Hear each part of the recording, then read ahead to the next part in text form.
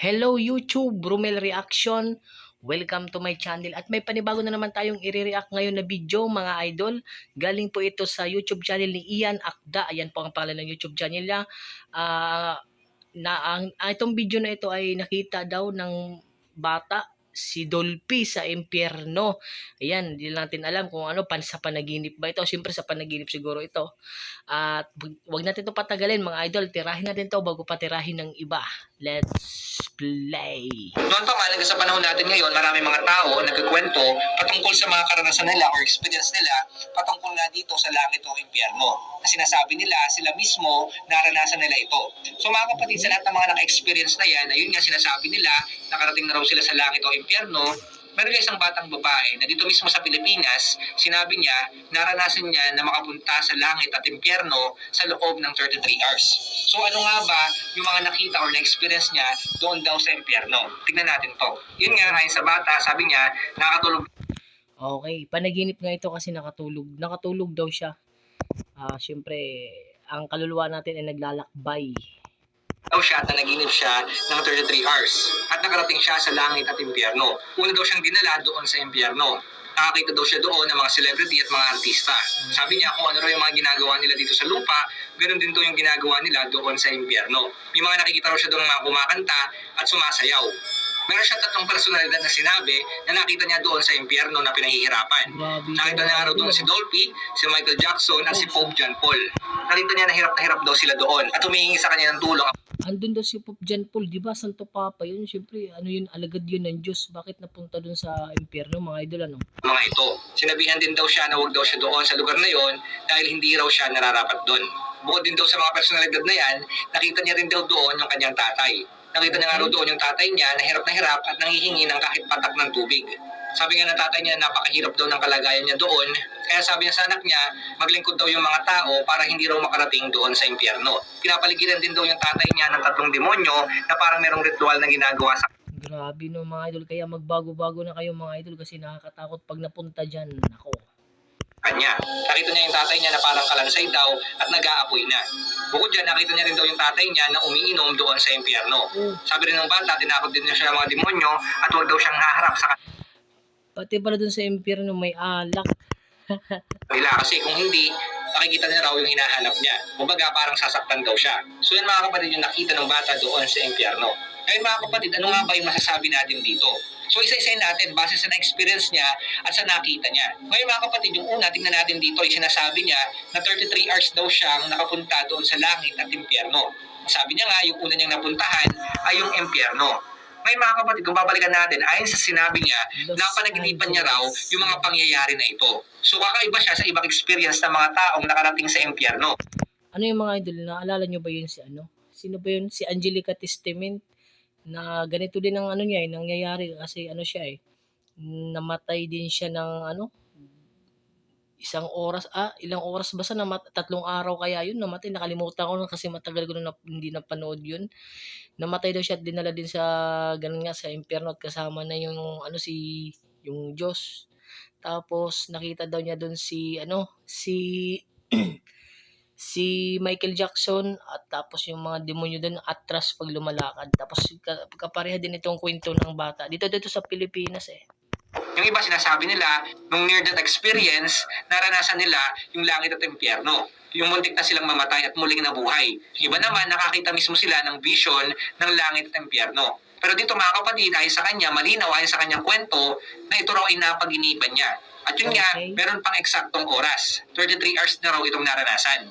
So kung titingnan natin dito mga kapatid, kung sinasabi niya na naranasan niya yung langit at impyerno sa loob ng 33 hours, ibig sabihin natulog din siya ng ganong katagal. Kasi nga ang sabi niya, ito ay panaginip niya. So doon pa lang mga kapatid, makikita natin na medyo imposible siya kung talagang normal na tulog yun. Pwera na lamang kung siya ay nakoma o kaya may nangyari sa kanyang kakaiba. Kaya ganun katagal yung kanyang panaginip. Pero mga kapatid, kung mananaginip ka ng ganun katagal, hindi siya normal.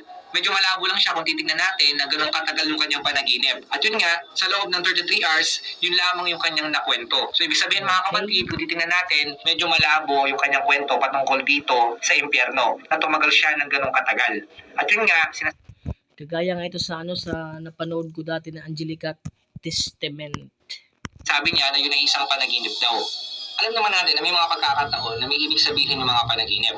Pero mga kapatid, tandaan natin, ang Grabe ka panaginip, naman yan ay sa panaginip bata na ito, lamang. no? So, ibig sabihin, hindi sa lahat ng pagkakataon, ang panaginip ay totoo. Kaya mga kapatid, dito sa panaginip ng bata na ito, hindi natin masasabi na 100% yan ay totoo. Kasi nga, yan ay panaginip lamang. Okay. So, huwag tayo basta-basta maniniwala. Pero din meron din panaginip mga idol na talagang totoo na idadaan lang sa panaginip pero yun pala ay totoo. Siyempre, ang iba din naniniwala kasi yung nagkwento ay bata. Pero akalain naman natin ay si Dolphy din pala ay napunta sa impyerno. Ganun. At saka si Michael Jackson, si Pope John Paul ba yun? Yung Santo Papa. Sa sinasabi ng mga tao base sa kanilang mga panaginip.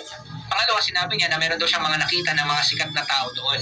At yun nga, sinabi niya, ang isang nakita niya doon ay si Dolphy. Isa sa mga alam naman natin na sikat na komedyante dito sa ating Hamakan yung mga idol, si Dolphy nakita niya doon. Tapos sabi niya nga kanina, nakwento niya, yung tatay daw niya, nakita na daw yun.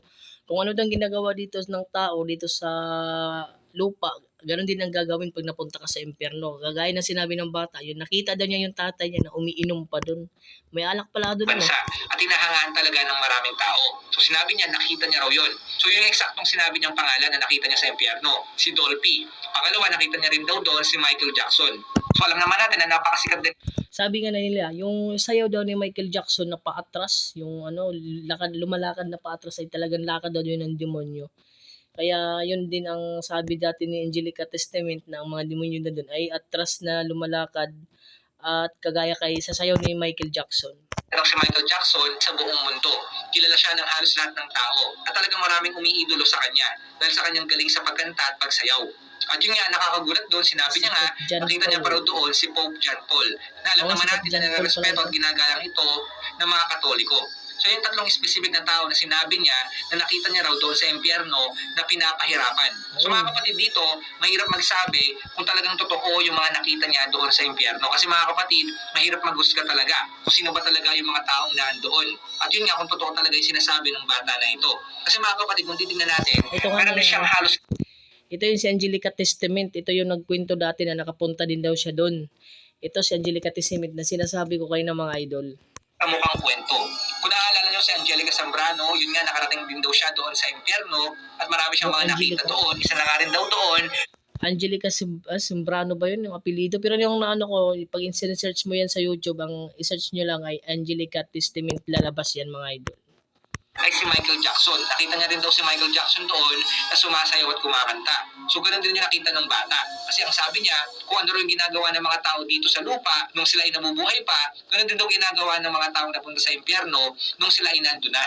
Na maaaring nakuha niya lang din yung kwento na ito sa kwento ng ibang mga tao na yun nga nakarating daw sa impyerno. So mga kapatid, hindi Okay, natin pwede pwedeng naman pagpasihan yung sinabi ng bata na ito. Pwede din mangyari na ganun nga. Pero sabi din ng bata, siyempre, si Dolphy, sikat na sikat din dito sa atin sa Pilipinas, ano, tapos nandun din pala. Ngayon nga, nakita niya doon yung mga sikat na personalidad. Kasi mga kapatid, hindi tayo pwedeng basta-basta maghusga.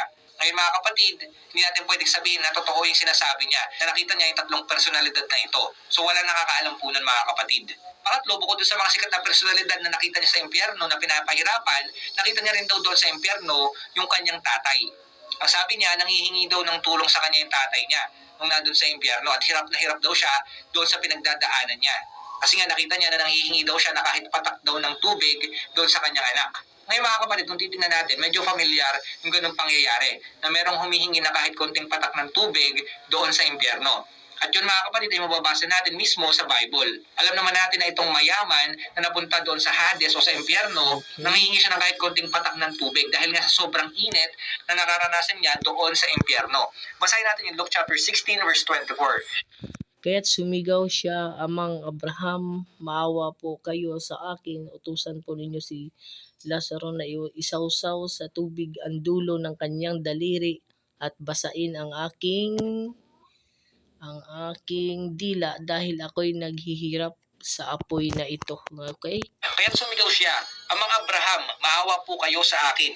Utusan po ninyo si Lazaro na isawsaw sa tubig ang dulo ng kanyang daliri at basain ang aking dila dahil ako'y naghihirap sa apoy na ito.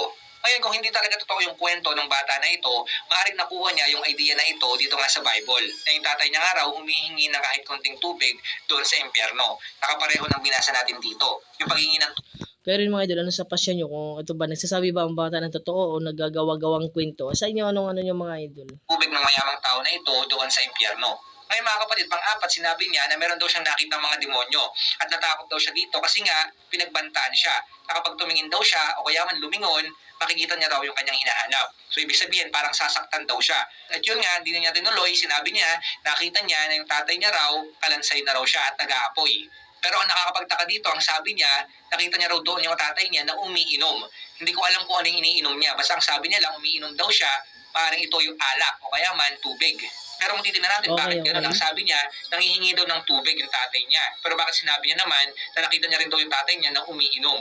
So doon makikita natin mga kapatid na merong inconsistent Oo nga 'no, pag-isipin natin, nakita daw niya yung tatay niya na umiinom, 'di ba, umiinom. Tapos sabi din niya na nakita daw niya yung tatay niya na nanghihingi ng tubig. Ano ba talagang totoo dun? Siyempre nakita naman niya na umiinom, 'di ba? Paano pa yung nanghihingi ng tubig kung nakita niya na iinom? kasi sa sinabi niya o doon sa kwento niya na pwedeng magpatunay na talagang maaaring hindi totoo yung sinasabi niya.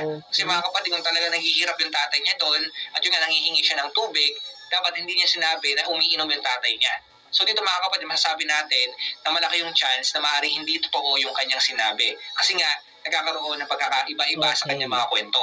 So mga kapatid, tulad nga sinasabi ko sa inyo patungkol sa mga nakaraan nating mga tinalakay patungkol dito, na yun nga ibang mga tao nakapunta raw sa langit at impyerno, ang papaalala ko lang po ulit sa inyo, totoo man o hindi yung sinasabi nila, ang sinasabi ng Biblia, totoo yung langit at impyerno. At yun nga dahil Okay, para din sa akin naniniwala din ako iyan akda na meron talagang langit at merong impyerno kasi nandiyan yan sa Bible ganyan Lahat ng nakasulat diyan ay totoo. Kasi kagaya nila yung nila Moises, nila Abraham, nila sino pa yun? Basta marami pa ako napanood. Basta mga totoo yan sila mga idol na yung nasa Biblia. tinatalakay natin dito yung impyerno, malinaw sinasabi ng Biblia na yung impyerno ay totoo. Pero mag-testimony patungkol dyan na nakarating daw siya dyan o wala. Basta mga kapatid, sinabi na yan ng Biblia noon pa man na meron talagang impyerno at totoo yung Okay. impyerno. Basahin natin yung Matthew chapter 10 verse 28. Huwag ninyong Huwag katakutan niyong ang pumapatay ng katakutan. katawan, ngunit hindi naman nakakapatay ng kaluluwa. Sa halip, ang katakutan ninyo ay ang Diyos na may kakayahang pumuksa ng katawan at kaluluwa sa impyerno. So mga Okay, tama nga idol. kapatid, yung sinasabi ng Biblia patungkol sa impyerno. Malinaw na totoo yung impyerno. Yung ating Panginoong Kristo na mismo ay nagsabi nito. Kaya mga Kaya yung mga idol malinaw na totoo ang impyerno at malinaw na totoo ang langit. Ayan, at malinaw din sa inyo na totoo ang Diyos.